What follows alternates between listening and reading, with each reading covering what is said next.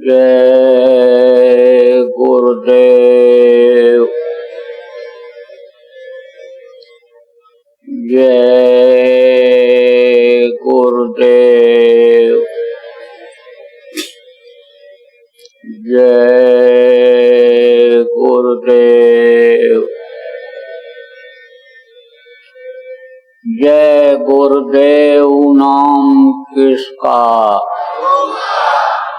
जय गुरुदेव नाम किसका, प्रभु का पावन नाम, प्रभु का पावन नाम। जय गुरुदेव।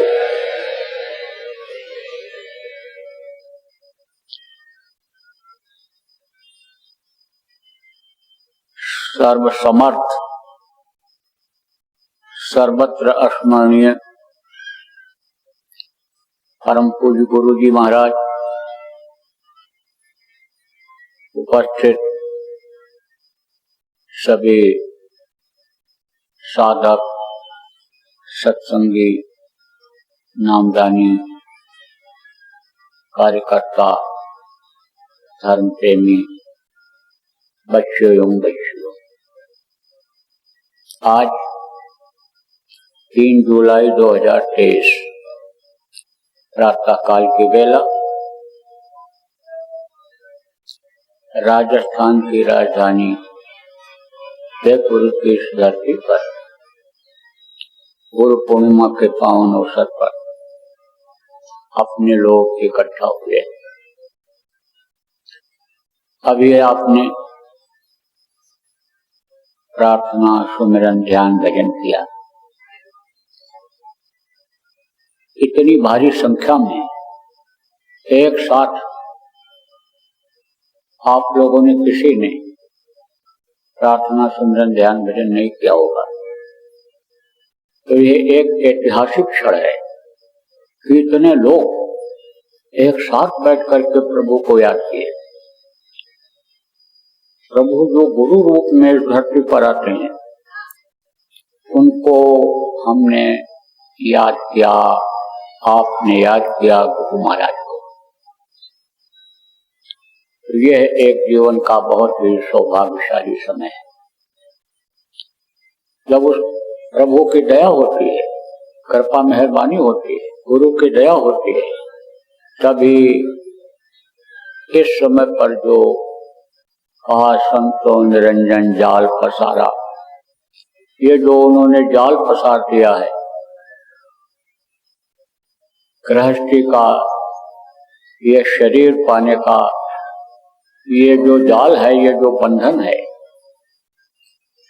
ये जल्दी ढीला नहीं होता है। तो जब दया होती है तभी ढीला होता है और बंधन कटता भी है। पहला बंधन पड़ा देह का, दूसरा क्रिया जान, तीसर बंधन पुत्र विचारो, चौथा नाती मन, और नाती के को नाती हो गए, वाको कौन ठिकान, धन संपत्ति और हाथ हवेली, यह बंधन क्या करूं बखान, चौलड़ पचलड़ सतड़ रसड़ी, बांध दिया तो गोवित तान, और मरे बिना तुम छूटो नहीं, जीते जी दर्शनों में कान। ये जो शरीर मिला, इसका भी बंधन हो गया। इसको चलाने के लिए खाने का इंतजाम करना ही करना पड़ेगा, प्यास को बुझाने के लिए पानी का इंतजाम, गर्मी ठंडी से बचाने के लिए कपड़ा मकान की जरूरत पड़ेगी ही पड़ेगी। ये क्या है? बंधन है। अगर पेट न होता एकदम फ्री रहते। अब आप ये समझो, नभ्या और जिभ्या ये दो प्रमुख चीज हैं मनुष्य शरीर के अंदर में, मनुष्य शरीर में। तो आप ये समझो कि ये अगर न होता तो समझो कि आदमी बिल्कुल निश्चिंत रहता, कुछ नहीं करना पड़ता। लेकिन ये जो दोनों चीजें, इन्हीं की वजह से यानी समझो कि दूसरा बंधन डालना पड़ता है आदमी को। दूसरा तिरिया जान, तिरिया किसको कहते हैं? औरत। अब औरत को ले आए तो उसका भी ध्यान रखना पड़ेगा, उसके भी खाने पहनने की सुविधा आपको करनी पड़ेगी। तीसरा बंधन पुत्र विचार, लड़का पैदा हो गया तो अब उसको भी ध्यान नहीं रखोगे तो नालायक निकल जाएगा, खाने पहनने की जगह दिक्कत रहेगी, कमजोर रहेगा, शरीर कमजोर रहेगा, हड्डियां कमजोर हो जाएंगी, जीवन भर कमजोरी बराबर बनी रहेगी। अगर बचपने में कमजोरी आ गई और समझो जब कमजोर शरीर रहेगा क्या कर पाएगा, ध्यान नहीं रखा जाएगा, कहाँ जा रहा है, क्या कर रहा है, गलत बच्चों बच्चियों के साथ बच्चे बच्चियां पड़ गए तो बिगड़ जाते हैं, नाम खराब करते हैं।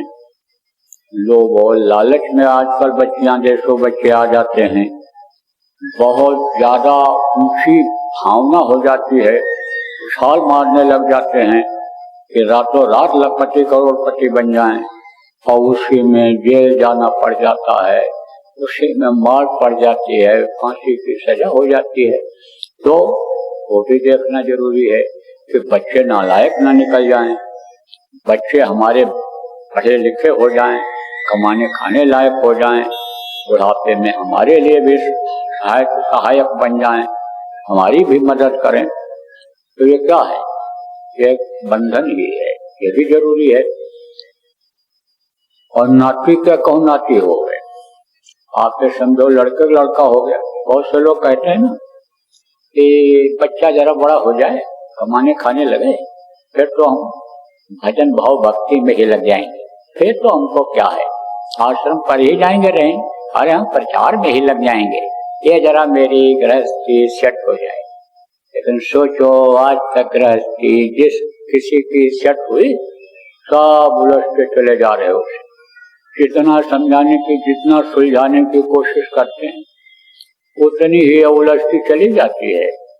इस कदर आदमी फंस जाता है कि जैसे कटोरे में आप शहद रख दो, एक मक्खी आती है कटोरे के ऊपर बैठ करके खा करके उड़ करके चली जाती है और दूसरी मक्खी उसी में फंस जाती है, खाने के चक्कर निकल नहीं पाती है, इससे फंस रहे।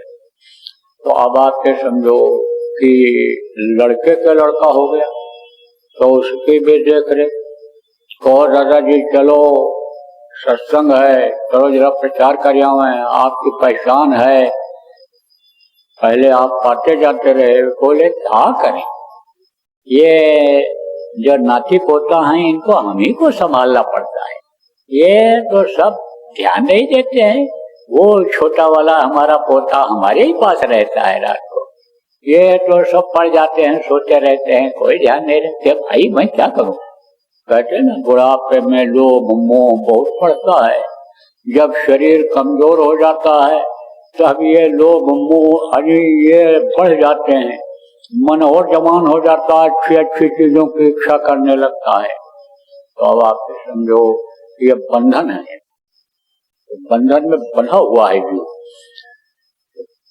यानी नाती पोता हो गए, उसके बाद धन दौलत बहुत हो गया, इच्छा लेकर के आते हैं महात्माओं के पास, जिनके पास चार पदार्थ का चलता के, चार पदार्थ किसको कहते हैं, अर्थ धर्म काम और मोक्ष, ये सब किसके पास होता है, जो शक्तियां होती हैं धरती पर आती हैं उनके पास होता है। तो महात्माओं के पास से कोई खाली नहीं लौटता है। हमारे गुरु महाराज के पास लोग आते थे, 40 साल रहने का गुरु महाराज के पास मौका मिला तो मैं देखता था कि आते थे, धन दौलत मांगते थे, प्रतिष्ठा मांगते थे, कुर्सी मांगते थे, फंस गए उसी और आपके समझो सुलझाने में ही उलझते चले गए। एक फैक्ट्री 2 लगाया 3 लगाया, फिर जब बिकने लग गई, नीलाम होने लग गई, जब कर्जा लेते चले गए नहीं दे पाए तो परेशान, नींद नहीं आ रही, अरे तू जब बुढ़ापा आ गई तो क्या करोगे, अब आओगे भी तो न भजन कर पाओगे न सेवा कर पाओगे। तो ये सब क्या है, धन दौलत और हाथ हवेली संभालने में ही बड़ा मुश्किल होता है।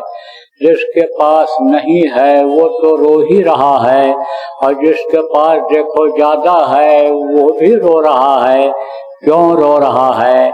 इसलिए रो रहा है कि सेट नहीं कर पा रहा है, नियम कानून के अंतर्गत काम नहीं किया, इधर उधर से ला करके इकट्ठा किया, तो अब वो कैसे संभालें, कहाँ रखें, क्या करें, वो भी परेशान। कोई सुखी है? आप समझो जिसके 4 लड़के हैं, जिसके लड़का नहीं है वो तो कहता है एक लड़का कहीं से हो जाता, और जिसके 4 लड़के हैं तो दादाजी बड़े आप खुश नसीब हो, बड़े भाग्यशाली हो, आपके 4 लड़के 4 बहुएं, बहुत सेवा करते होंगे, आप बहुत खुशहाल होंगे। कहते क्या सेवा करते हैं, ये तो हमारे जान के प्यासे हैं, ये नहीं होते तो ठीक था। बहू अपनी तरफ खींच रही, लड़का अपनी तरफ खींच रहा है, छोटा वाला अलग खींच रहा है, महिला वाला अलग खींच रहा है, बस यही इंतजार करें कि कब ये आंख बंद करें और फट से इनके तिजोरी की चाबी हम अपने जेब में रखें। भाई मैं तो बहुत परेशान हूँ। तो अब आप ये देखो कि न राजा को शांति, न रैयत को शांति, न पूंजीपति को ही नींद आ रही है। कहा ना नानक साहब ने, नानक दुखिया सब संसार, और सुखी वही जो नाम आधार। सुखी वही है जो नाम का सहारा ले लेता है। अब वो नाम क्या है, अभी जो नए लोग आप आए हो आपको बताऊंगा। तो समझो इसी में जीव फंसता चला जाता है। 8 हवेली हो गई, रंगाई पुताई कराओ, किराए पर दो, नहीं खाली करता, जबरदस्ती खाली कराओ, मुकदमेबाजी करो, चौलड़ पचलड़ 17 रसरी बांध दिया तो है बहुविध। अब ये चौलड़ पचलड़ 17 रसरी क्या है? ये काम, क्रोध, लोभ, मोह, अहंकार, ये सब क्या है? ये सब रस्सी है। ये रजोगुण, तमोगुण, सत्वगुण, ये सब क्या है? ये सब रस्सी है, बांध दिया गया। आपको कल परसों के सत्संग में बराबर बताया गया है, सब समझाया गया है। पुराने लोग जो आप आ गए थे, आप जो समझते थे सत्संग को, उनको सत्संग सुनाया गया है कि कैसे जीवों को ये बांध देते हैं अंदर में ही। ये काल भगवान जिन्होंने शरीर दिया है, शरीर के लिए ये जो पेड़ पौधे, सूरज, चांद, सितारे, जानवर आपके शरीर के सुख के लिए बना दिया, वही जीव को बांध देते हैं, बंधवा देते हैं। अब ये पड़ा हुआ है, बंधन में है ये जीवात्मा। तो कहा कि मरे बिना तुम छूटो नहीं, जीते जी धर सुनो न कहां। जब तक समझो कि शरीर नहीं ये छूट जाएगा, तब तक इससे तुम छुटकारा नहीं पा सकते। और छुटकारा भी अगर मिलेगा तो जो जानकार है उसके पास जाओगे, बताएगा छुटकारा का रास्ता। छोड़त ग्रंथ यानी ग्रंथि ये कैसे खुलेगी, जो बंधी हुई है कैसे खुलेगा, जो ये है बताने वाला, उसके पास जाओगे और उसकी बातों पर विश्वास करो। और ये जो इंद्रियों का हाथ पर बैठ करके मन रस ले रहा है, इस मन को इधर से जब हटाओगे और उधर लगाओगे, तभी समझो शरीर पे रहते रहते जीवात्मा की मुक्ति हो पाएगी। जीवात्मा क्या है? जो पहली बार आज आप आए हो, परमात्मा की अंश है। इसको परमात्मा तक पहुंचाने के लिए यह मनुष्य शरीर आपको उसने एक बार दिया है, एक बार मौका दे दिया, अवसर दे दिया कि जाओ इस शरीर से तुम अपनी आत्मा को अगर पहुंचा सको तो पहुंचा दो प्रभु के पास तक। दे दिया उसने, किसने? काल भगवान ने एक बार मौका दिया है। अब आप समझो अगर चूक गए तो बाजी हार जाएंगे। जीने का जो ये समय है ये खत्म हो जाएगा। इस मृत्यु लोक का ये नियम है कि जो पैदा होता है मरता है। शरीर छोड़ना जब पड़ जाएगा तो कभी भी ये काम पूरा नहीं हो सकता है। ये शरीर के रहते रहते ही जीवात्मा को मुक्ति मोक्ष दिलाया जा सकता है। शरीर का मुक्ति मोक्ष तो शमशान घाट पर हो जाता है, लेकिन जीवात्मा का मुक्ति नहीं हो पाती। तो एक बार मौका मिला है, अन्य शरीरों में यह रास्ता नहीं है, अन्य शरीरों में नहीं है। आप समझो देवलोक में जो रहते हैं देवता लोग, उनका भी शरीर है, 17 तत्वों का लिंग शरीर है, उनको कोई टेंशन नहीं है, कोई खाने की रहने की कोई चिंता फिक्र नहीं, कोई घर नहीं बनाना, कोई बिजली पानी का बिल जमा नहीं करना, कोई अन्य समझो गैस सिलेंडर नहीं लाना, चूल्हा चक्की का इंतजाम नहीं करना, उनको कुछ नहीं करना, बहुत सुखी है वो। लेकिन हमेशा इस बात के लिए दुखी रहते हैं कि हमारी मुक्ति कब होगी, हमारी जीवात्मा प्रभु के पास कब पहुंचेगी, हम इससे छुटकारा कैसे पाएंगे। इस बात की फिक्र रहती है देवताओं को कि अब तो हमको मनुष्य शरीर में ही जाना पड़ेगा, तब वो प्रभु मिलेगा, तब उसके पास हम पहुंचेंगे। उनको इस बात की फिक्र रहती है कि 9 महीने माँ के पेट में लटकना ही पड़ेगा, माँ के पेट की गर्मी बर्दाश्त करनी ही पड़ेगी। इसीलिए बराबर वो प्रार्थना करते रहते हैं कि ये हमारे पूरे कर्म जल्दी खत्म हो, पूरी छेड़े मृत्युलोक है, हम मृत्युलोक में जाएं, माँ के पेट में बन करके बाहर निकले जल्दी से और समर्थ गुरु को खोजें, जानकार को खोजें, रास्ता लें और भजन करें, प्रभु आपके पास पहुंच जाए। अब प्रभु कृपा करो यही भांति, सब तज भजन करो दिन राति, कहते सब कुछ तज करके दिन रात भजन करो। लेकिन अब आपको याद आ रहा है जो वादा किया था, और फंसने से बचने के लिए ये मनुष्य शरीर मिला है कि नरकों में काटे न जाएं, सड़ाए न जाएं, गलाए न जाएं, तपाए न जाएं, इसकी फिक्र है आपको? नहीं फिक्र, बस यही सोच ले रहे खाने के लिए, सोने के लिए ये मनुष्य शरीर मिला है, बच्चा पैदा करने के लिए ये मनुष्य शरीर मिला है, नाती पोता पूरे परिवार की सेवा करने के लिए ये मनुष्य शरीर मिला है। यही सब लोग बताते हैं कि माता पिता की सेवा करो, सास ससुर की सेवा करो, बच्चों की परवरिश करो, गृहस्थ धर्म का पालन करो। तो जरूरी तो यह भी है, क्यों? क्योंकि जोड़ दिए गए हो, गांठ बन गई, जैसे गांठ बांध करके औरत को लाते हैं, यानी शादी करके ऐसे इनसे बांध दिए गए। देखो एक दूसरे का लेना देना कर्जा अदा करने के लिए जोड़ा जाता है परिवार। अब वो कर्जा अदा करना अगर नहीं जानोगे तो देखो इसी गृहस्थ आश्रम में गाली गलौज भी होता रहता है, मारपीट भी होती रहती है, इसी में देखो खून कत्ल तक हो जाता है। घर छोड़ करके आदमी घर के झगड़ा झंझट से भगता है, औरतें जल करके मर जाती हैं, ब्याह करके लाए थे, खुशी खुशी बाजा बजा करके लाए थे, रो रो करके तलाक देते हैं। तो यही गृहस्थाश्रम जब संतों के पास लोग जाते थे और संतों के बताए नियम का जब पालन करते थे तो स्वर्ग जैसा था। कहते थे गृहस्थ आश्रम ये स्वर्ग है, बाकी जितने भी आश्रम हैं उसमें तकलीफ है, लेकिन गृहस्थ आश्रम में कोई तकलीफ नहीं है। लेकिन गृहस्थ धर्म का जब पालन करना सीख जाएं, भाई भाई के साथ कैसा व्यवहार करे, पिता पुत्र के साथ कैसा बर्ताव करे, पत्नी का फल क्या होता, इसकी जानकारी जब हो जाती है तो गृहस्थ आश्रम में एक विचार हो जाता है, एक भावनाएं हो जाती हैं, एक खान पान हो जाता है, एक पूजा पाठ हो जाता है, तो कोई टेंशन नहीं होता। कोई तो शंख बजा रहा है और कोई जो है स्तुति पढ़ रहा है और कोई रामचरित मानस पढ़ रहा है, तो कोई साईं बाबा का पढ़ रहा है, तो कोई जैन धर्म का पढ़ रहा है, तो कोई साधन भजन कर रहा है, तो विचारे ही नहीं मिलता।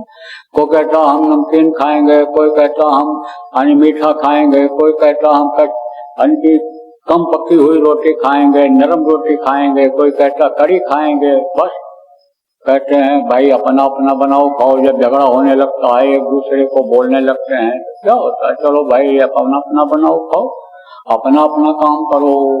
अब आप समझो कि ये शक्ति क्षीण होती चली जा रही है, पारिवारिक शक्ति क्षीण होती चली जा रही है।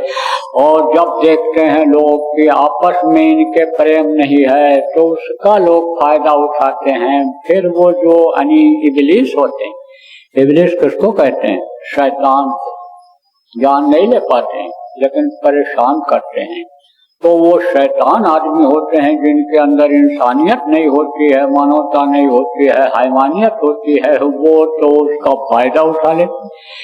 एक पार्टी के पास बैठकर चाय पिए, दूसरे के पास गए रोटी खाए, दोनों को भिड़ा दिया, लड़ते रहेंगे, दोनों जगहों पर हमारी कदर रहेगी, दोनों को हमारी जरूरत रहेगी। उसी में ये देखो समाज बिखर रहा है, उसी में देखो ये मारपीट हो रही, खून कत्ल हो रहा, एक एक हाथ जमीन के झगड़े के लिए 10-10 बीघा जमीन बिक जा रहा है। किसके चक्कर में? सम्मान के चक्कर में। देखो तमाम अनुसम्मान के चक्कर में कत्ल हो रहा है। ये सब हो रहा है। देश की स्थिति बिगड़ती चली जा रही, समाज की स्थिति बिगड़ती चली जा रही है। और एक समय ऐसा आएगा कि आदमी बिल्कुल अपने ही बनाए हुए, यानी समझो कि घर में ही अपने बनाए हुए ही कुएं में ये गिर जाएगा और उसमें खत्म हो जाए। मौत किसी का इंतजार करती है? किसी का नहीं करती। और मौत हमेशा पीछा कर रही है। मौत ही को लोग भूल रहे हैं। जो असली चीज है मौत, मौत तो आनी ही आनी है, जिसको हमेशा याद रखना चाहिए। प्रभु को, गुरु को वही भूल रहे हैं। इसलिए प्रेमियों, गुरु पूर्णिमा के दिन आज आप जो गुरु के नाम पर आए हो, गुरु के लिए आए हो, गुरु से दया दुआ मांगने के लिए आए हो, गुरु की पूजा करने के लिए आप आए हो, आपको हमारे गुरु महाराज जैसे गुरु को हमेशा याद रखने की जरूरत है। देखो यही उपदेश तमाम संतों ने दिया, जो जानकार थे यही उपदेश उन्होंने दिया। कहा गुरु को माथे राखे चलिए आज्ञा माए, कह कबीर ता दास का 3 लोक भय नाय। उसको 3 लोक में भय नहीं होता है जो गुरु को मस्तक पर सवार रख करके चलते हैं। कहते हैं कि गुरु को याद हमेशा रखो जो सदा सहाय होते हैं। तो आप फिर समझो गुरु यानी गुरु महाराज जो अपने थे समर्थ थे। गुरु कई तरह के बताए गए। कल आपको बताया गया था कि 7 तरह के गुरु होते हैं। शब्द भेदी गुरु होता है जो जीवात्मा को शब्द से पकड़ा करके और शब्द में मिला देता है। शब्द ही रूप में ये सब जितने भी हैं ऊपर के ये धनी जितने भी अनि जीव हैं सब शब्द रूप में ही है और शब्द ही से सब जुड़े हुए हैं। तो शब्द भेदी गुरु होते हैं। उनकी तलाश करनी चाहिए, उनके शरण में जाना चाहिए, उनसे सीखना चाहिए, वो जो बताओ करना चाहिए। देखो प्रेम, तरह तरह से लोगों ने समझाने की कोशिश किया है। संतों का काम क्या होता है? हम आए हुए देश से जहाँ तुम्हारो धाम, तुमको घर पहुँचाऊना एक हमारो काम। एक लक्ष्य, एक उद्देश्य होता है कि हम तुमको तुम्हारे घर पहुंचा दें। कौन सा घर? ये मिट्टी और पत्थर का घर जिसमें आप रहते हो। इसी को तो बाप दादा भी कहते कहते चले गए, ये घर मेरा, ये घर मेरा, ये घर मेरा। उनका नहीं हुआ, आपका कैसे होगा? अरे आपका घर तो ऐसी जगह है, अविचल देश जिसको कहा गया। आप समझो जो कभी खत्म ही नहीं होता है, वहां पहुंच जाओगे। आपका घर कोई छीन नहीं सकता है। ये घर आपका गिर जाता है, ये घर बाढ़ के पानी में बह जाता है, ये घर धरती में धस जाता है, लेकिन वो तो खत्म कभी होते नहीं होता। वो स्थान आपसे कोई नहीं छीन सकता है। जिसको संतों ने कहा वो अपना घर है, वहां पहुंचाने के लिए जीवात्माओं को इस धरती पर मनुष्य शरीर में आकर के और इधर उधर घूम घूम करके कष्ट झेलते हैं। तो तरह तरह से समझाने की कोशिश किया है, जीवों को उदाहरण देकर समझाने की कोशिश किया है कि जिससे किसी भी तरह से समझ में आ जाए। देखो मास्टर जी लोग होते हैं, बच्चे को जब पढ़ाने का लक्ष्य बना लेते हैं, उद्देश्य बना लेते हैं, तो खेल भी खिलाते हैं, खुद भी खेलते हैं उनके साथ में, उनके साथ में पढ़ते हैं, उनके साथ में यानी समझो नाश्ता करते हैं। और बच्चे को देखो टॉफी खिला करके, बिस्किट खिला करके 1 2 3 4 की गिनती सिखा देते हैं। बच्चा बहुत नटखट हो, कहते 54 बोलो, लो 1 ये टॉफी लो। ये तू बोलो, एक बिस्किट लो, पढ़ा ना हुआ, रख दिया आम, देखो आम खाने को मिलेगा, कहाँ से आम होता है, हानि समझो, इमली रख दिया, देखो ये इमली है, ये तुमको अभी मिलेगी, इससे इमली होती है। इस तरह से सिखा देते हैं। ऐसे ही स्पिरिचुअल मास्टर जिनको कहा गया, मुर्शिदे कामिल जिनको कहा गया, वो आते हैं तो लोगों को समझाते हैं, बताते हैं। तो कहा गया है, इन्हीं ने समझाया संतों ने कि गुरु हैं 4 प्रकार के, अपने अपने राम। गुरु पारस, दीपक गुरु, मलया गिर गुरु सिंह, अनेक गुरु हैं 4 प्रकार के, अपने अपने अंग। गुरु पारस, दीपक गुरु, मलया गिर गुरु सिंह। आप ये समझो, पारस पत्थर होता है, लोहा छुआ दो सोना हो जाता है। ऐसे ही जो समृद्ध गुरु होते हैं, हैवान से इंसान बनाते हैं, इंसान से भगवान बनाते हैं, और भगवान से परमात्मा बना देते हैं। अब परमात्मा और भगवान में भी फर्क होता है। क्या फर्क होता है? जो भग, यानी समझो किसको कहते हैं, कमर से नीचे के जो सुराख हैं, इनको भग कहा गया है। तो भग से जो पैदा होते हैं, माँ के पेट में जो पलते हैं और इन सुराख से माँ के निकलते हैं, वो भगवान कहे जाते हैं। और सारी शक्तियां होती हैं, वो उसमें मनुष्य शरीर में जो आते हैं वो सब ऐसे होते हैं। और परमात्मा कौन होता है? परमात्मा वो जो अपने अविचल देश में बैठा हुआ है, अनामी धाम में, सतलोक में जो बैठा हुआ, वो होता है परमात्मा। तो परमात्मा बना देते हैं, वहां पहुंचा देते हैं। वहां जब पहुंच जाता है तो परमात्मा रूप हो जाता है। आपको कल और परसों के सत्संग में बताया गया, आपके समझो आज छोटा बड़ा मिला करके यह 8वां सत्संग है।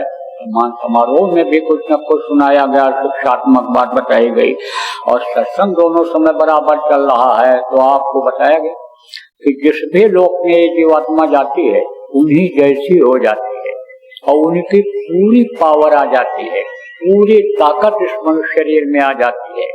जो काम वो करते हैं वही मनुष्य करने लग जाता है। शिवलोक में पहुंचा, संहार का काम वो करते हैं, मनुष्य भी संहार का काम करने लगता है, उसमें उसको कामयाबी मिल जाती है। पालन करने का काम क्या है, किसका है? विष्णु का है। विष्णु लोक में पहुंचता है, शक्ति आ जाती है, तो पालन वो का काम करने में सफल रहता है, उसमें ज्यादा कामयाबी उसको मिलती है। मनुष्य शरीर में ही उसको लोग देव मानने लगते हैं। ऐसे ही जो संत होते हैं, कहाँ से आते हैं? ऊपरी लोकों से आते हैं, भेजे जाते हैं। सत्पुरुष उनको जीवों को उबारने के लिए, जीवों को अपने पास बुलाने के लिए मनुष्य शरीर में भेजता है। तो माँ के पेट में बन करके पल करके वो भी निकलते हैं, लेकिन वो समर्थ गुरु की तलाश करके, रास्ता लेकर के, उनके पास पहुंच करके, उनकी दया दुआ लेकर के अपनी आत्मा को जगाते हैं और प्रभु तक पहुंचाते हैं। सोई जाने ते देव जनाई, जानत तुम्हें तुम्हें हो जाई। जब उनकी जैसी आत्मा हो जाती है, तो जब आदेश देते हैं कि अब तुम जाओ जीवों का काम करो, तब उस शक्ति के द्वारा, आदेश की शक्ति के द्वारा, विहंगम दृष्टि की शक्ति के द्वारा वो काम करते हैं। तो वो जीवों को पहुंचा दिया करते हैं, समझा करके, पता करके, साफ करके अंतःकरण को, जीवों को पहुंचाते हैं। कहाँ पहुंचाते हैं? सतलोक पहुंचाते हैं, जहाँ से के नीचे उतरना नहीं होता है।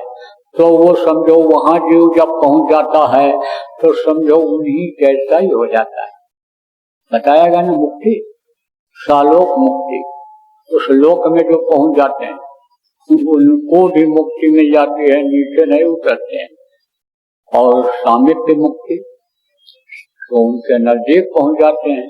वहां सब एक ही तरह के हैं, जितने ऊपर के लोग हैं सब एक ही तरह से दिखते हैं, एक ही तरह का सब कुछ है। वहां ऊपरी लोगों में एक ही रूप रंग है, एक ही समझ लो कि यानी वस्त्र कपड़े जो वो पहने हुए दिखाई पड़ते हैं, सब पहने हुए दिखाई पड़ते, उसी तरह से पता ही नहीं चलता है कि कौन मालिक है। जैसे बड़ी बड़ी फैक्ट्रियों में ड्रेस होता है मजदूरों का, कर्मचारियों का, जैसे अस्पतालों में आते समझो कि सफेद कोट पहनते हैं, डॉक्टर लोग जब अपनी कुर्सी पर बैठते हैं तब पता चलता है ये डॉक्टर हैं, नहीं वो जो कंपाउंडर होते हैं और लोग होते हैं वो भी उसी तरह कपड़ा पहने रहते हैं, कोट उसी तरह वो भी पहने रहते हैं। कुर्सी पर जब बैठते हैं, जैसे जज होते हैं काली कोट पहनते हैं, टाई लगाते हैं, वकील होते हैं टाई लगाते हैं, लेकिन जब कुर्सी पर बैठते हैं तब पता चलता है कि ये जज साहब। ऐसे ही जब ऊपर जहाँ स्थान है उनका वहाँ वो जब बैठते हैं तब पता चलता है ये इस लोक के मालिक हैं। तो जो उनके नजदीक पहुंच जाते हैं उनको कहते हैं कि भाई इनकी सामिप्य मुक्ति हो गई। उन्हीं जैसे जो हो जाते हैं, जैसे भृंग, जैसे भृंग कर ले आप समान जब वो बना लेते हैं तब आके समझो 19 का रूप जब हो जाता है तब कहते हैं कि सारूप मुक्ति, और जो उन्हीं में समा जाते हैं सब कुछ समझो उन्हीं जैसा हो जाता है, उनको साजुज्य मुक्ति कहते हैं। तो अब आके समझो कि पारस पत्थर होता है सोना बनाता है, गुरु पारस दीपक, गुरु जो होते हैं रास्ता दिखाते हैं। दीपक क्या काम करता है? रोशनी पैदा करता है, अंधेरे को दूर करता है, दीपक का काम ये होता है।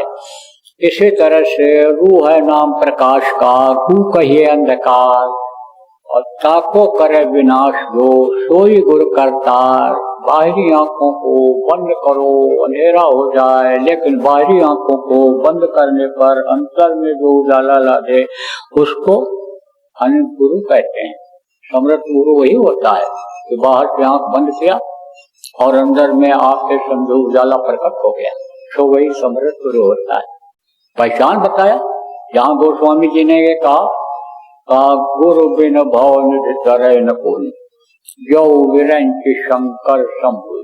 चाहे ब्रह्मा या शिव के समान कोई होगा, लेकिन बगैर गुरु के पार हो ही नहीं सकता है।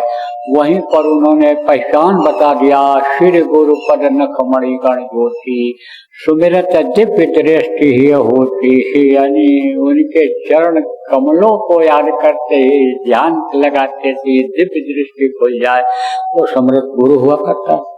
तो दीपक का काम करते हैं, रोशनी पैदा करते हैं, रास्ता दिखाते हैं, रास्ते पर चलाते भी।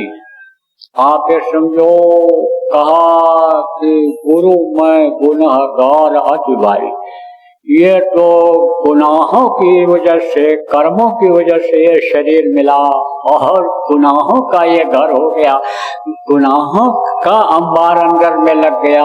कुछ तो जानकारी में किया, इंद्रियों के सुख के लिए किया, धन मान सम्मान के प्रतिष्ठा के चक्कर में किया, और कुछ अनजान में बन गया, तो ये गुनहगार हो गया, शरीर अंग अंग गुनहगार हो गया।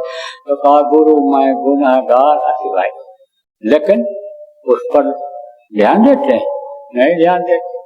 देखो लड़का होता है और लड़का समझो कि कीचड़ में खेलने लगता है। आप समझो न जानकारी में छोटा बच्चा लेटरिन करता है, अगर ध्यान न रखो तो समझो कि उसी को हाथ से पोंछने लग जाता है। समझो छोटा बच्चा ऊँघा रहा है और जमीन पर बैठा दिया लेटरिन करने के लिए, ऊँघा के उसी में गिर जाता है। तो माँ क्या करती है? अरे धोती है, साफ करती है उसको, फिर जो है डांट फटकार भले लगा हुआ है लेकिन साफ करती है। उनका काम क्या होता है? गुर धोबी शिशिका पड़ा, साबुन सिरजनहार, सूरत शिला पर धोइए, निकषय रंग अपार। ये इसलिए सुना रहा हूँ कि किसी भी तरह से आपके समझ में आ तो जाए। तो अब आप ये समझो, कोई अन्य ध्यान नहीं देते, उसी तरह से गुरु होते हैं कि चंदन विष व्यापत नहीं, लपटे रहत भुजंग। जैसे चंदन अपनी शीतलता नहीं छोड़ता है, चंदन समझो, चंदन में सांप लपटे रहते हैं, विष उनका ऊपर असर नहीं करता है, अपनी शीतलता नहीं छोड़ता है, ऐसे ही गुरु हुआ करते हैं। तो गुरु मलया गिर गुरु प्रेम, और गुरु कर ले आप समान, यानी अपने समान। जैसे मैंने बताया, गुरु ऐसे अपने समान कर लिया करते हैं।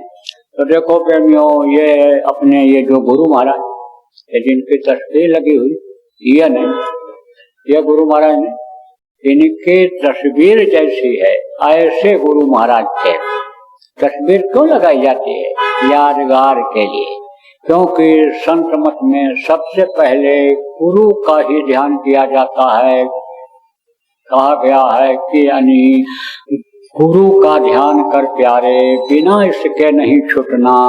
ऐसे तो आज देखो आप, गुरु पूर्णिमा है, सब लोग यानी अपने अपने गुरु का पूजा करते होंगे, गुरु यानी समझो कि यानी का ध्यान लगाते होंगे तरह तरह से अपने तौर तरीके से। तो गुरु ही होते हैं। मास्टर तो चाहे 5 दर्जे का हो, चाहे 8 दर्जे का हो, चाहे 12 दर्जे का हो, मास्टर ही होता है, गुरु ही होता है। तो गुरु के साथ एक कैसे होते हैं? लेकिन ये कहा गया कि गुरु गुरु सब एक हैं। गुरु गुरु तो सब बड़े, कोई नहीं है छोट। और आत्म स्नेही आत्मदर्शी गुरु महीन है, और बाकी चावल मोट। जैसे चावल होता है, पतला होता है, आपके समझो एक चावल पतला होता है, एक होता है मोटा। पतले चावल को ज्यादा लोग पसंद करते हैं, जल्दी हजम होता है। इसलिए ये जो तत्वदर्शी आत्मदर्शी गुरु होते हैं, जो ये रास्ता सुरक्षा योग का बताते हैं, वो गुरु यानी कहा गया कि वो गुरु समर्थ गुरु हुआ करते हैं। तो वो गुरु जब मिल जाते हैं तो गुरु कर ले आप समान। बाकी तो सब यानी गुरु का स्थान ऊंचा ही होता है। तो ये जो गुरु महाराज हैं, आत्मदर्शी तत्वदर्शी थे, कितने लोगों को जीवात्मा के कल्याण का रास्ता बताया, रास्ते पर चलाया, जीवों को पार भी कर दिया। अब इस दुख के संसार में आने वाले नहीं है। फोटो तो इसलिए लगाया जाता है, बताया था आपको कल कि यह भूल और भ्रम का देश है। मांगा था काल भगवान ने, जिन्होंने ये सृष्टि बनाया, जिन्होंने ये सारी चीजें बनाई, उन्होंने मांगा था सत्पुरुष से वरदान में कि पिछले जन्म की इन जीवों को याद न रहे। तो भूल और भ्रम का पर्दा पैदा होते ही यानी समझो कि ये माया डाल देती है। जब माँ के पेट में रहता है बच्चा, प्रभु का दर्शन करता है, उनकी आवाज को सुनता है, लेकिन जैसे ही माँ के पेट से बाहर आता है उसको धीरे धीरे भूलने लगता है। लेकिन कुछ समय तक याद रहता है उसको कि जैसे आप देखो सूरज अस्त होने को होता है तो भी थोड़ा उजाला रहता है, ऐसे ही उसमें उसको रहता है। तो ये माताएं क्या करती हैं जब बच्चा रोता है? क्यों रोता है? इसीलिए रोता है, जोर जोर से इसीलिए चिल्लाता है कि भाई हाँ वो हम कहाँ पहुँच गए, कहाँ पहुँच गए, कहाँ पहुँच गए, कि दर्शन नहीं हो रहा है ठीक से, आवाज उनकी नहीं सुनाई पड़ रही है, रोता है। वे माताएं क्या करती हैं? थाली बजाती हैं, आवाज करती हैं कि बच्चा सुन करके चुप हो जाए। ये क्या करती हैं? दीपक दिखाती हैं कि किसी तरह से इसको देख करके चुप हो जाए। लेकिन वो ज्योति नारायण का दर्शन जो अंदर में करता है, जो प्रकाश के पुंज हैं, यानी उनका जो दर्शन करता था, वो उसके सामने ये दीपक की रोशनी तो कुछ नहीं लगती है। वो जो घन घमंड गर्जन घन घोरा, वो जो हमेशा आवाज होती रहती है, मधुर मधुर गर्जन घन घोरा, आके समझो वो जो होता था आवाज, बाजें यानी समझो कि मृदंग अनूठा, तो वो आवाज जो जिसका वर्णन संतों ने किया, वो आवाज जो उसको सुनाई पड़ रही थी, वो तो थाली की आवाज में, बर्तन की आवाज में यानी मालूम नहीं पड़ती है। तो कहने का मतलब यह है कि यानी समझो कि रोता हुआ बच्चा पैदा होता है और रोते ही रोते जिंदगी, अगर इसको कुछ नहीं समझा, खाने पीने मौज मस्ती में ही समय को निकाल दिया, तो रोते ही रोते चले जाना पड़ता है। न कुछ लेकर आदमी आता है, न कुछ लेकर जाता है। कहा जाने क्या लेकर तू आया जग में, क्या लेकर तू जाएगा, सोच समझ ले रे मन मूर्ख, आखिर में पछताएगा। आखिर में कोई चीज कोई ले गया? कोई नहीं ले गया। अब कहते तो हैं कि मुट्ठी बांध के आए हो, हाथ फैला के जाओगे, तो लाए तो लेकर तो नहीं जा सकते आखिरी वक्त पर कुछ यहाँ की चीजों को। क्यों? बहुत पतले रास्ते से अंदर डाले गए हो। ये जीवात्मा बहुत पतले रास्ते से डाली गई है, उसी से निकलेगी। तो इन आंखों से उसको नहीं देख सकते हो, तो उस सुराग के रास्ते से आंखों से देखने वाली चीजों को कैसे ले जा सकते हो? लेकिन लेकर आए हो। क्या लेकर आए हो? कहाँ लेकर आए हो? मुट्ठी में। यही चार पदार्थ कर सकते हैं, अर्थ धर्म काम और मोक्ष। अर्थ अगर समझ में आ जाए तो मनुष्य शरीर किस लिए मिला? भजन करने के लिए, या खाओ बच्चा पैदा करो दुनिया संसार से चले जाओ, इसके लिए जो पशु और पक्षी भी करते हैं, या भगवान की प्राप्ति के लिए मिला जिसको प्रभु इसी मनुष्य शरीर में मिला। जो तिलमा ही तेल है, जो चकमक में आग, तेरा साईं तुझ में जान सके तो जान। फकीरों ने भी कहा अल्लाह अल्लाह का मजा मुर्शिद के महखाने में है। दोनों आलम की हकीकत एक पैमाने में है। ना खुदा मंदिर में देखा, ना खुदा मस्जिद में है। शेख जीरंदों से पूछो, दिल के आशन देखा न होता तो कैसे कहते? तो इसके लिए मिला कि अंतर में दर्शन करो, अंतर में उसको बैठाओ, हमेशा उसको सामने रखो। वो जब सामने रहेगा, मदद करता रहेगा, उससे जब प्रेम हो जाएगा, प्रेम में कोई किसके लिए क्या नहीं करता है, सब कुछ करेगा। दुनिया बनाने वाला जब मिल जाएगा, कोई चीज की कमी नहीं रहेगी। अब आप सोचो किसके लिए मिला है? इसके लिए मिला है भोग में फंस करके और नरकों में जाने के लिए, 84 में कीड़ा मकोड़ा सांप हो जाए बिच्छू में आने के लिए मिला है, या मुक्ति मोक्ष के लिए मिला है? मनुष्य शरीर किस लिए मिला है? अशिला काम अपना करो। अशिला काम क्या है कि अपनी जीवात्मा को वहां तक पहुंचाओ। वो काम करो जो यहाँ भी आपके काम आवे, धन पुत्र परिवार में बढ़ोतरी करे, मानसिक शांति दे। जो आज कल नहीं मिल पा रहा है वो मानसिक शांति दे, और जब शरीर छोड़ो अपने वतन मालिक के पास पहुंच जाओ। अशिला काम यह है। दया करो इस पर, दया धर्म है, दया बहुत बड़ा धर्म है। दया धर्म तन बसे शरीरा, ताकर रक्षा करें रफीरा।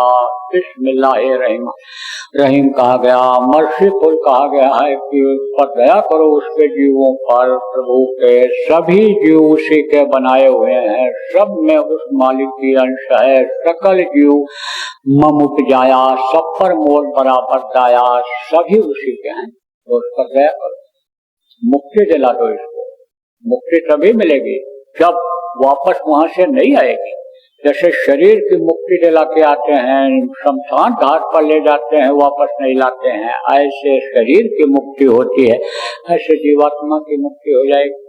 तो आप ये समझो कि यह कैसे संभव होता है। आज गुरु पूर्णिमा के दिन आप समझो गुरु की जब दया होती है, कृपा होती है, जब वो नाम देते हैं, नाम की डोर को पकड़ाते हैं, क्योंकि उन्हीं के अधीन होता है। कहा ना गोस्वामी जी महाराज ने, नाम रहा संतन आधीन, और संत बिना कोई नाम न कीना।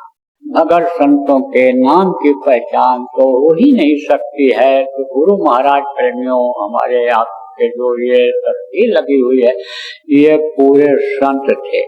इन्होंने बहुत से लोगों को नामदान दिया। कौन सा नाम बताया? वो ध्वन्यात्मक नाम जिससे सारा संसार बना, अंड पिंड ब्रह्मांड बना, देवी देवता बने, वो नाम बताया। लेकिन गुरु मददगार होते हैं, गुरु ही बाधा को टालते हैं, गुरु पूर्ण समर्थ होते हैं, पूर्ण ब्रह्म होते हैं, परमात्मा रूप में होते हैं। मनुष्य शरीर में रहते तो मनुष्य शरीर में ही हैं, लेकिन ताकत उस प्रभु की उनको मिलती है, वो उनके शरीर से कराता है। इसलिए कहते हैं कर्ता करे न कर सके, गुरु करे सो कहा, जय क्षण रघुपति जस करें तय क्षण तैसे हो। गोस्वामी महाराज ने कहा कि जब वो जैसा कराता है करता है, इसलिए जो भी भगत होते हैं सब उन्हीं पर निर्भर हो जाते हैं, बराबर उन्हीं को याद करते रहते हैं। प्रभु आपका तो मैं अब गुलाम बन गया, गुरु मैं तो अब आपका गुलाम बन गया, अब आप जैसा रखो वैसा ही मुझे रहना है। जो भी खिलाओगे खाऊंगा, जो भी पहनाओगे पहनूंगा, जहाँ भी रखोगे रखूंगा रहूंगा, जो भी कराओगे करूंगा। मैं तो अवगुण का खान हूँ, मुझे कुछ अच्छाई बुराई का नहीं पता है, लेकिन प्रभु मुझे अब बुराइयों में मत फंसा करके नरकों में भेजना, मुझे फिर स्मृत लोक में दुख के संसार में दुख झेलने के लिए मत भेजना। ये गुरु प्रार्थना करता रहे। गुरु से प्रार्थना जो भक्त होता है, शिष्य होता है, करता रहता है। तो फोटो तो इसलिए लगाया जाता है कि हर जगह गुरु की जरूरत पड़ती है। गुरु के बगैर तो देखो वेद व्यास के लड़के सुखदेव विष्णु लोक में प्रवेश नहीं पाए थे। विष्णु लोक के दरवाजे तक साधना में पहुंचते थे, लौटा दिए जाते थे, तू निगुरा है, निगुरा अंदर नहीं जा सकता। कबीर साहब ने कहा निगुरा मुझको ना मिले पापी मिले हजार, एक निगुरा के शीश पर लख पापी का भार। तो कहते तुम्हारे ऊपर पाप का भार है, तुम अंदर नहीं जा सकते हो।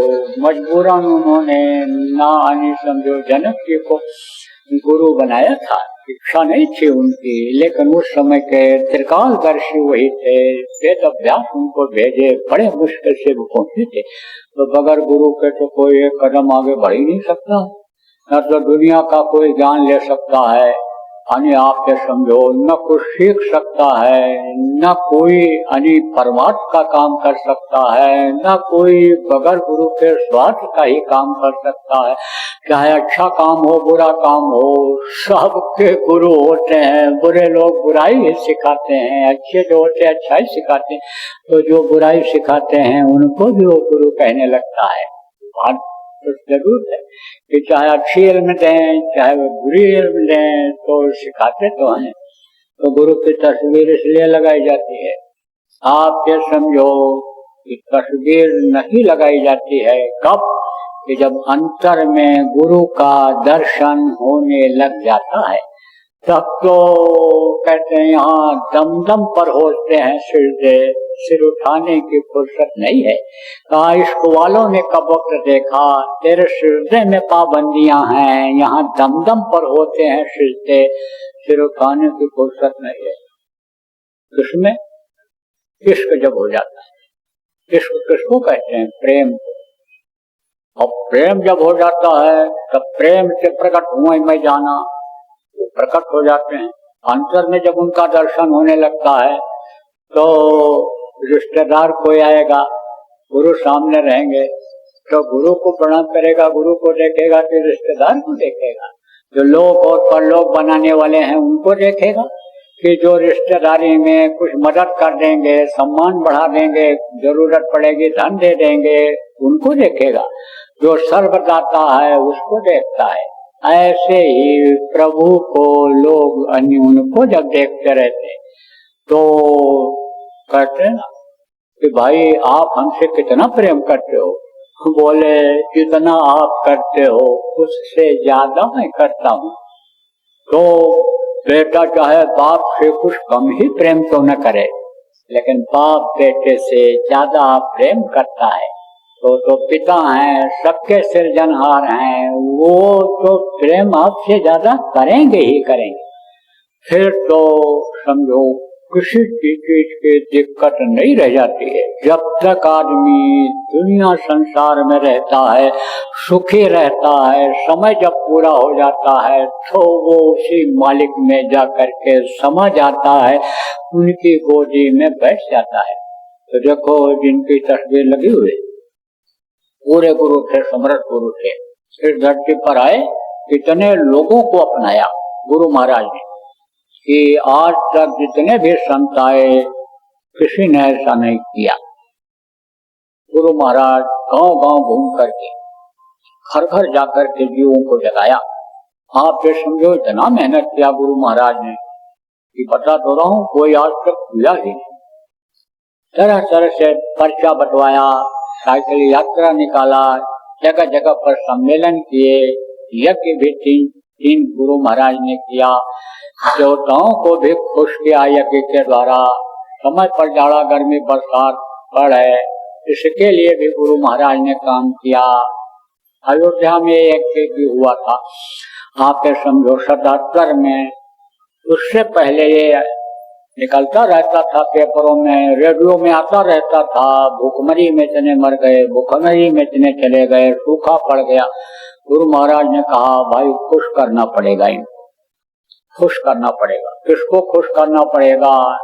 यानी इन देवता को, किसको? ये आकाश देवता को खुश करना पड़ेगा, तब ये पानी जीतेंगे। इनके नाराजगी का काम लोग कर रहे हैं, इनके नियम के खिलाफ लोग काम कर रहे हैं, इसलिए नाराज हैं। तो अयोध्या में उनको खिलाया। देवताओं का भोजन क्या है? सुगंधी, खुशबू। ये जो हवन होता है, ये जो यज्ञ में गौ तिल घी मेवा जलाते हैं, ये उनका भोजन है।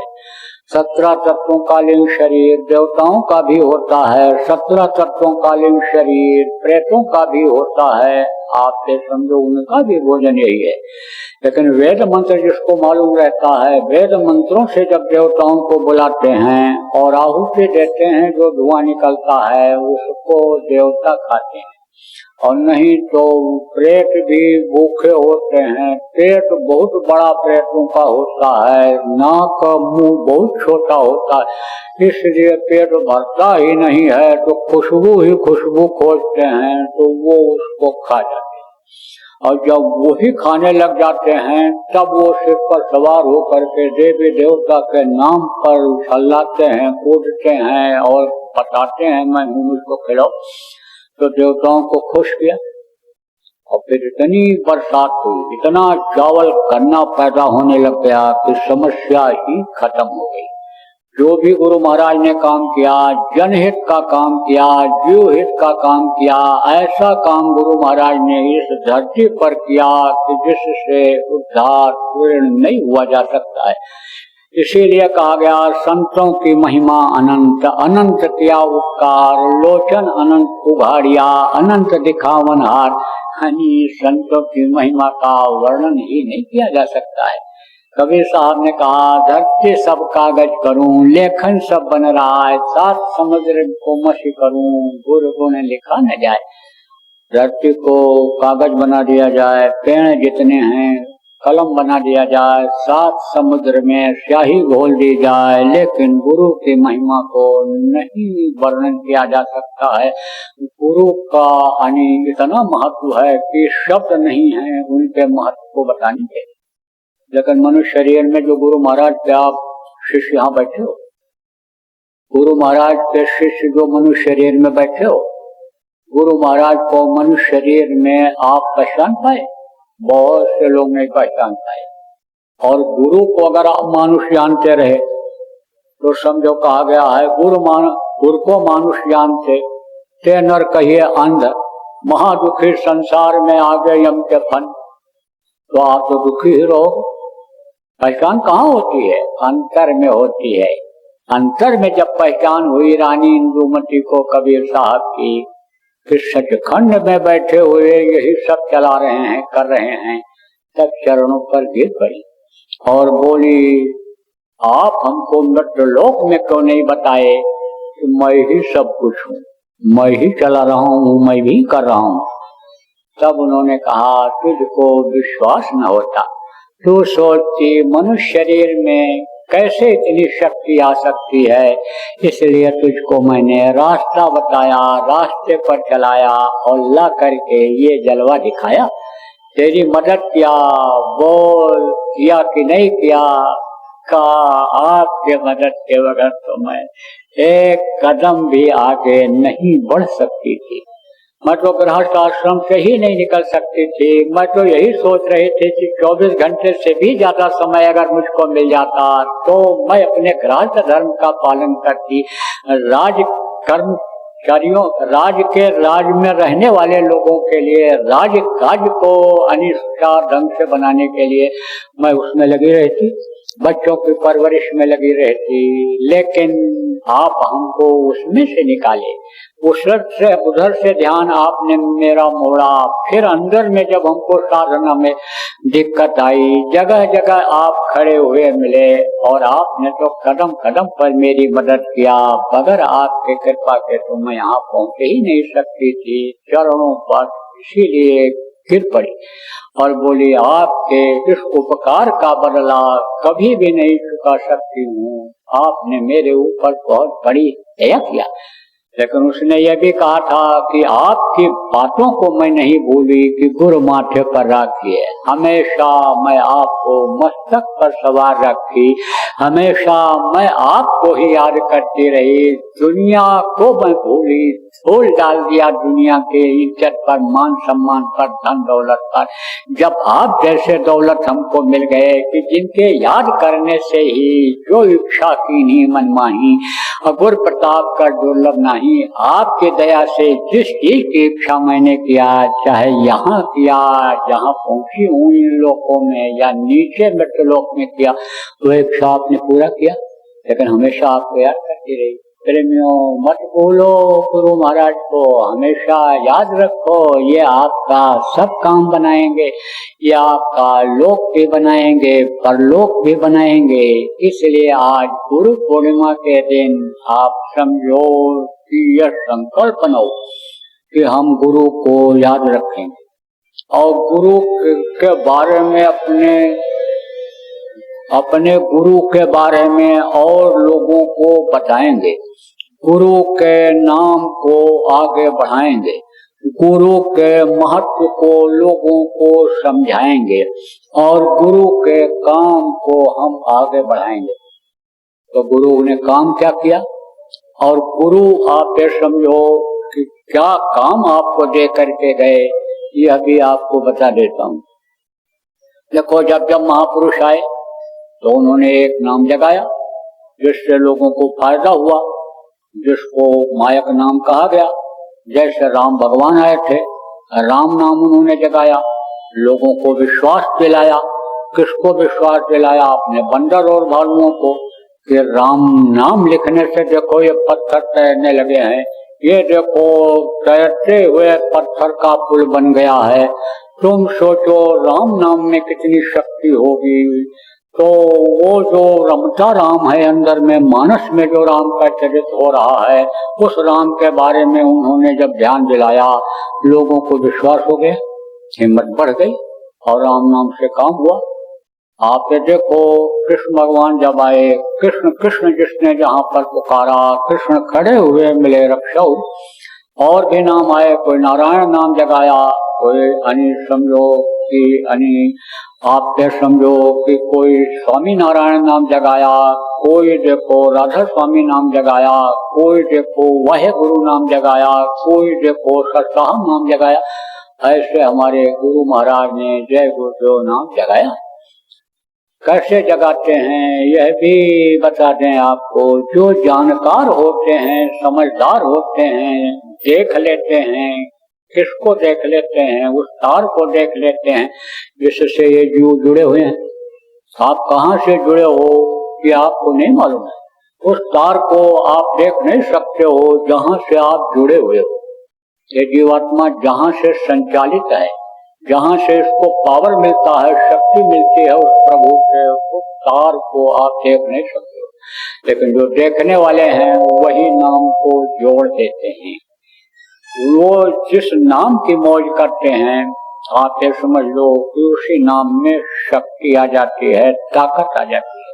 वैसे तो गुरु से पूछते हैं कि कौन सा नाम अब जगह में जरूरत है, अब नाम की नए नाम की जरूरत है, पुराना नाम हो गया, ये पुराने नाम पर से लोगों का विश्वास हटने लग गया, अब कौन सा नया नाम अन्य जगह में है। लेकिन यह भी रहस्य की बात आपको बता दूं, दादा गुरु जो गुरु महाराज के गुरु थे इन्हीं पर छोड़ दिया था, जाके रिक्शा हो सो जगह ले। तो गुरु महाराज ने जय गुरु नाम जगाया, क्योंकि गुरु हमेशा रहे हैं, गुरु हमेशा रहेंगे। सतयुग में गुरु थे, सतयुग में गुरु नाम से उद्धार होता था, गुरु नाम में पूरी शक्ति थी। आने वाले कलयुग में जो सतयुग आएगा, कलयुग में आने वाले समय में तो सतयुग आएगा, उसमें भी ये जय गुरु नाम रहेगा। इसलिए गुरु नाम को जगाया और गुरु के पहले जय लगाया। या माने जयमान जो हमेशा रहे, और देव माने देने वाला, जो समर्थ गुरु होता है वो देता ही है, लेता क्या है। जो कोई लेने को न तैयार हो, गंदगी कूड़ा कचरा कर्मों का लेकर के वो धोते हैं, ध्यान अग्नि के द्वारा जलाते हैं। कभी कभी ज्यादा हो जाता है तो अपने शरीर से भोगते भी हैं। देखो जो पुराने सत्संगी आप बैठे हो, गुरु महाराज को अपने अंतिम समय में तकलीफ शरीर से झेलनी पड़ी थी।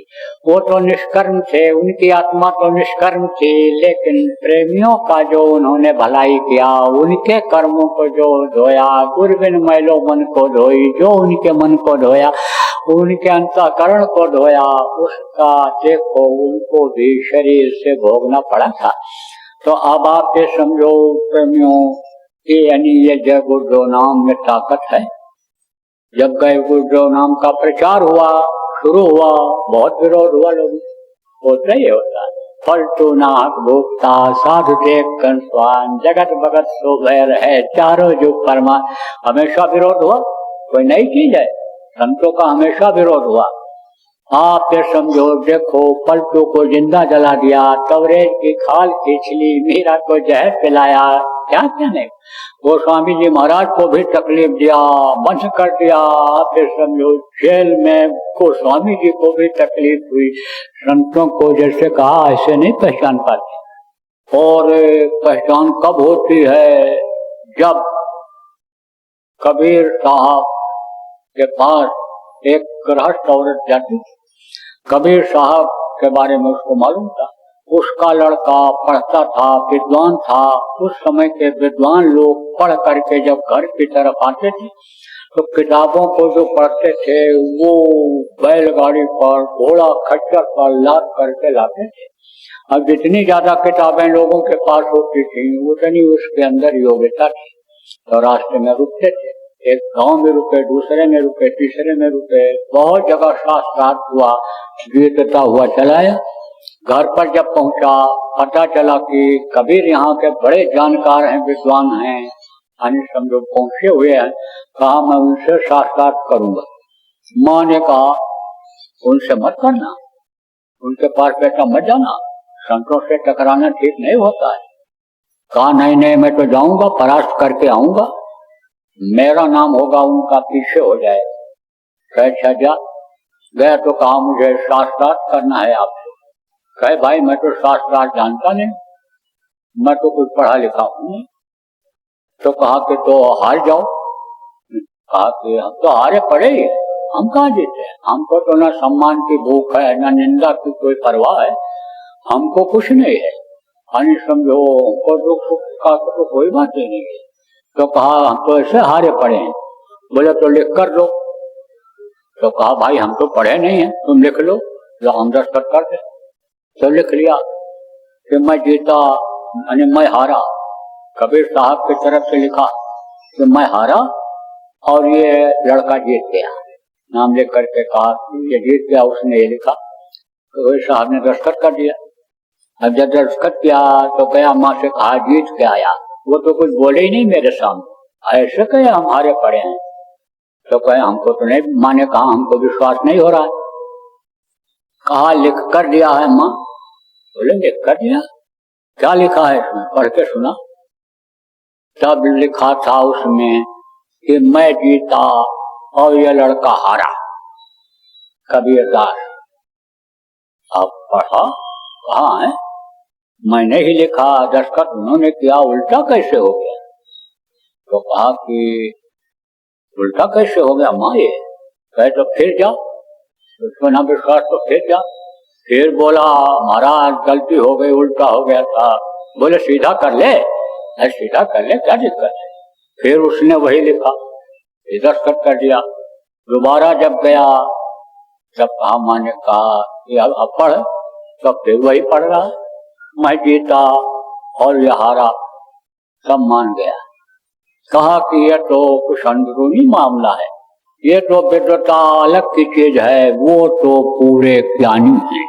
ये तो किताब ऐसी किताबें हैं, ये भौतिक विद्या ऐसी विद्या है कि इसको कोई भी अर्जित कर सकता है, लेकिन आत्म विद्या, वो जो आध्यात्म विद्या है, वो तो जो ही प्राप्त वही जाना, जिसको मिलता है वही जानता है, और वही जो प्राप्त करना चाहता है उसी को मिलता।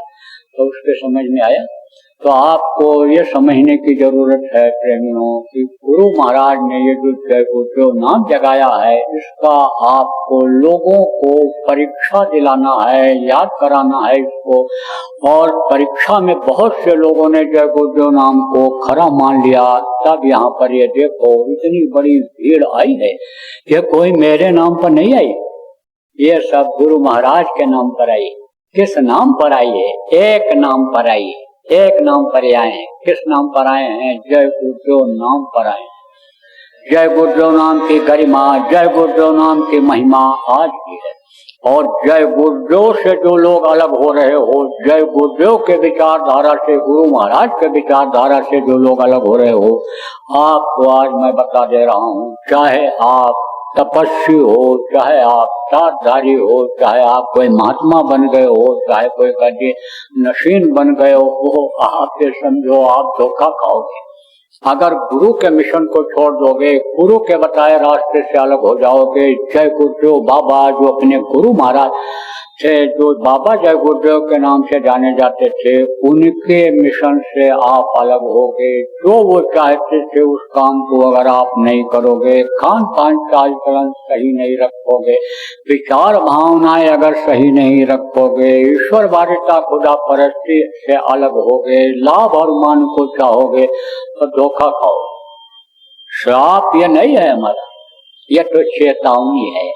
मैं तो सबका भला चाहता हूँ, कबीरा खड़ा बाजार में, सबका मांगे खैर, न काहू से दोस्ती, न काहू से बैर। हमारा तो बैर किसी से है ही नहीं, और हम दोस्ती भी ज्यादा नहीं करते हैं, क्योंकि दोस्ती भी खतरनाक होती है। कहते हैं ज्यादा मिठास में कीड़े पड़ते हैं, तो मिठास भी नहीं, जरूरत से जरूरत। लेकिन जो अच्छा काम करते हैं हम उनके साथ रहते हैं, उनसे हमारी विचारधारा मिलती है, उनसे हम सहयोग लेते हैं, हम उनको सहयोग देते हैं, लेकिन अपने लिए नहीं। मेरे तो कोई बाल बच्चा भी नहीं, मैंने तो अपना घर भी नहीं बनाया, कोई जमीन जायदाद कल कारखाना नहीं बनाया।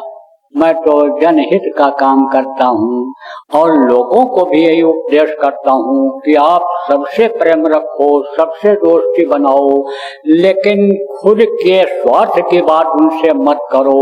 सत्संगियों, प्रेमियों से, कार्यकर्ताओं से बराबर मैं कहा करता हूँ, अपने स्वार्थ की बात किसी से मत करना, नहीं तो तुम्हारा नाम तो खराब होगा ही होगा, गुरु का नाम भी खराब हो जाएगा।